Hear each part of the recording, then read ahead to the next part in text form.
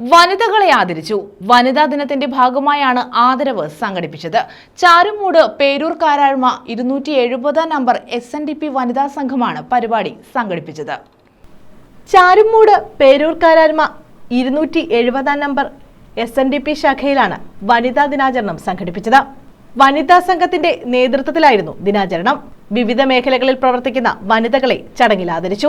താമരക്കുളം ഗ്രാമപഞ്ചായത്ത് ക്ഷേമകാര്യ standing committee chairperson Deepa Jyothish ഉദ്ഘാടനം നിർവഹിച്ചു. വനിതാ സംഘം പ്രസിഡന്റ് ലീല മുരളി അധ്യക്ഷത വഹിച്ചു. വള്ളികുന്നം രാമചന്ദ്രൻ മുഖ്യപ്രഭാഷണം നടത്തി.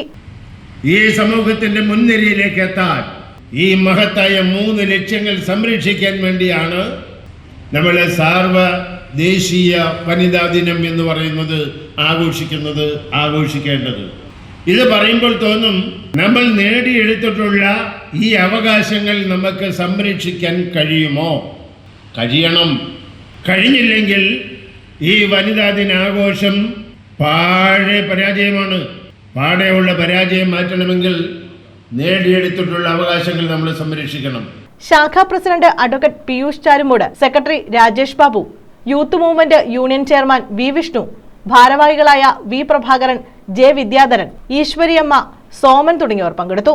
വനിതാ സംഘം സെക്രട്ടറി സിനി രമണൻ സ്വാഗതവും വൈസ് പ്രസിഡന്റ് രമാപ്രകാശ് നന്ദിയും പറഞ്ഞു. News bureau, Charummood.